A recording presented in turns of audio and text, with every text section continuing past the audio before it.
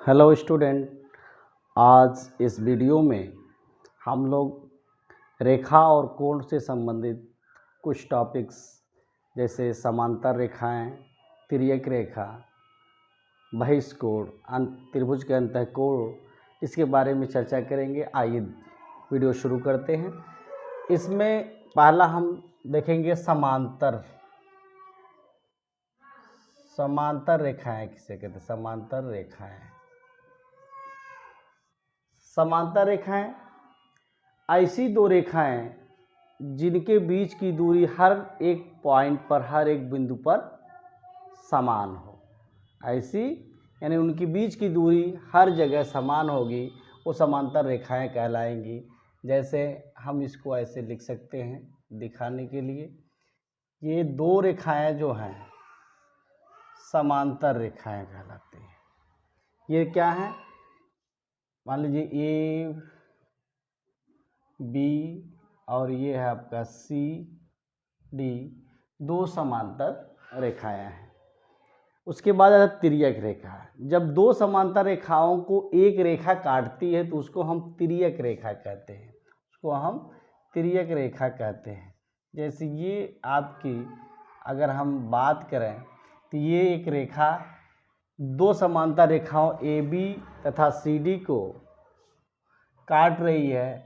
अगर इसका हम नाम रख दें ई और एफ, तो ई एफ रेखा जो है समांतर रेखाओं ए बी तथा सी डी को काट रही है। अब यहाँ पे कुछ चीज़ें आपको देखने में मिलेंगे।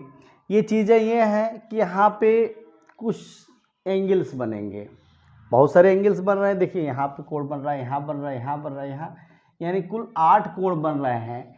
अब इन कोणों के बारे में हमको देखना है कि क्या इसमें कोण कैसे बन रहे हैं और कौन कौन से कोण होते हैं।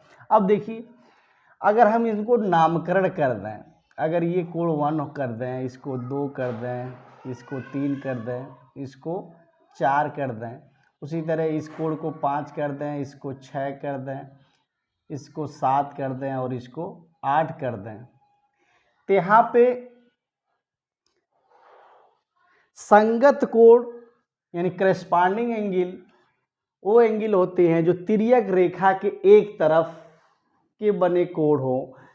जैसे कोण 1 और कोण 5, ये संगत कोण कहलाएगा, यानी करस्पॉन्डिंग एंगल कहलाएगा, जो रेखा के एक तरफ है और दोनों समांतर रेखाओं के ऊपर बना है।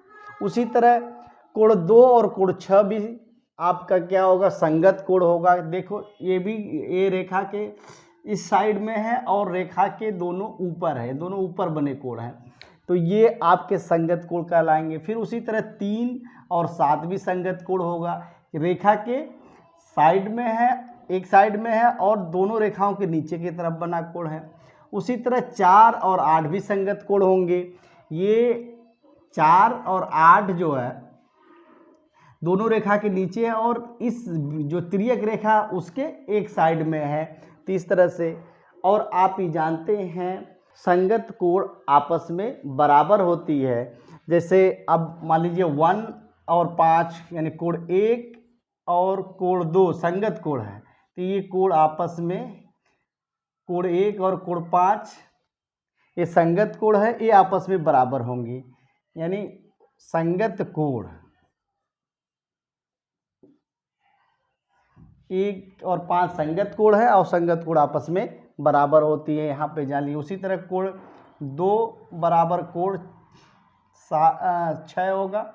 उसी तरह कोण 2 बराबर कोण 6, देखिए ये संगत कोण है। फिर कोण 3 बराबर कोण 7 हो जाएगा। उसी तरह कोण 4 बराबर कोण 8 होगा। ये संगत कोण हो गए। अब इसी में अब बनता है एकांतर कोण, इसी में बनता है एकांतर कोण। तो एकांतर कोण के बारे में जाना, एकांतर कोण क्या होता है।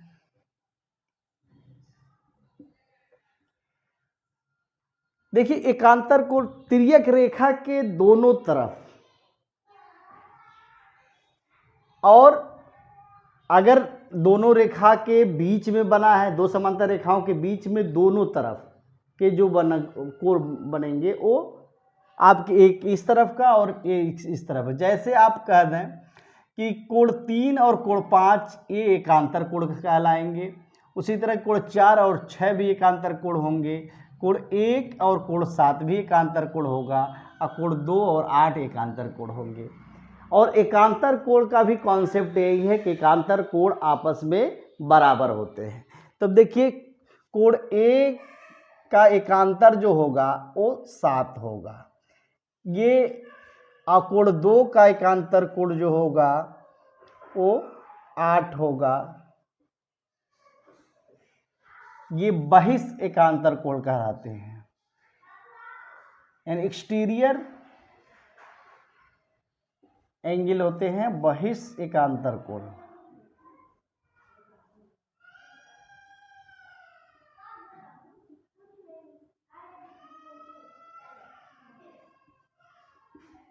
ये दोनों कोण जो होंगे बहिष एकांतर कोण होंगे।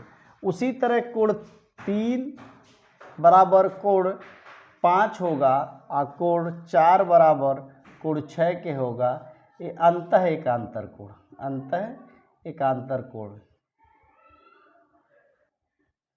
एक्सटीरियर अल्टरनेट एंगल और ये इंटीरियर अल्टरनेट एंगल कहलाते हैं, अंतः एकांतर कोण, इंटीरियर अल्टरनेट एंगल। तो इस तरह से एकांतर कोण के भी बारे में जाने, ये बहुत ही इंपॉर्टेंट है। उसके बाद आता है त्रिभुज। त्रिभुज में भी कुछ कोण बनते हैं। ये मान लीजिए त्रिभुज है ABC, ABC एक त्रिभुज है और त्रिभुज के अंतः कोणों का योग 180 होता है। तो कैसे होता है थोड़ा सा जान लें। अगर हम BC के पैरेलल A से लाइन एक खींच लें, BC के पैरेलल एक लाइन, यानी ये अगर इसको P और Q मान लें, PQ के हमने क्या किया, एक लाइन BC के पैरेलल, यानी PQ is parallel to BC, ये पैरेलल का सिंबल है BC के। तो अभी आपने ये आप समांतर रेखा और तिर्यक रेखा के बारे में पढ़ा। तो अगर हम बात करें तो ये कोण C जो होगा इस कोण PAB के बराबर होगा, ये कोण इस कोण के बराबर। अगर ये 1 है, ये 2 है और ये 3 है, तो कोण 2 क्यों होगा, क्योंकि ये एकांतर कोण, सॉरी, ये C जो 1 है ये कोण किसके बराबर होगा, इसके बराबर, ये 1 के बराबर हो जाएगा। उसी तरह 2 जो होगा ये इसके बराबर होगा। अब ये एकांतर कोण कहलाएंगे। कोण 1 जो होगा जो C बनाया है, इस कोण के एकांतर, क्योंकि एक तिर्यक रेखा दो पैरेलल रेखा है, जैसे यहाँ पे आपने देखा, यानी 3 और 5 एकांतर कोण है। उसी तरह 1 और ये कोण इन QAC जो होगा एकांतर, ये आपस में बराबर होगा। उसी तरह 2 जो कोण है, यानी कोण B जो होगा PAB के बराबर होगा, यानी इस कोण के बराबर होगा, यानी ये आपने लिया है तो अगर ध्यान दें तो ये इसके बराबर होगा। तो अब ये तीनों एक लाइन पे बने होंगे तो रैखिक युग्म कोण बनाते हैं, इसका मतलब तीनों का योग 180 होगा। इसलिए कहते हैं त्रिभुज के अंतः कोणों का योग, कोणों का योग 180 अंश होता है, 180 अंश होता है। ये आपका त्रिभुज के अंतः कोणों का योग हो गया। यानी कहेंगे कोण 1 प्लस कोण 2 प्लस कोण 3 बराबर 180 डिग्री। ये त्रिभुज के तीनों अंतः कोण होंगे। उसके बाद बहिष कोण की बात आती है। ये बहिष कोण होता क्या है? अगर इसी फिगर में हम चीज़ों को अगर बनाएं, जैसे एक त्रिभुज बना रहे हैं यहाँ पे,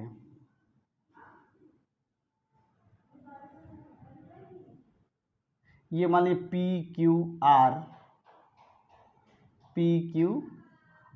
एक त्रिभुज है।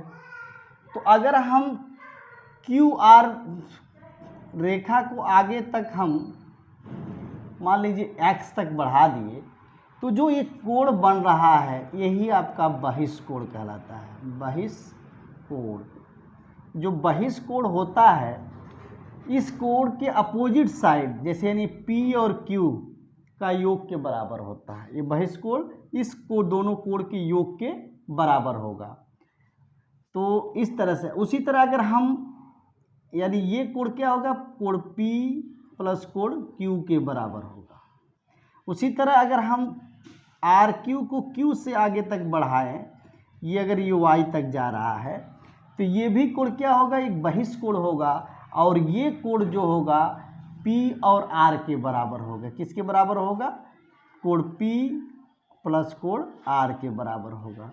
इस तरह आपने बहिष्कोण के बारे में जाना, बहिष्कोण होता क्या है, अब बहिष्कोण का योग कहाँ से होता है। अब इस वीडियो में बस इतना ही, नेक्स्ट वीडियो में कुछ और चीज़ें आपको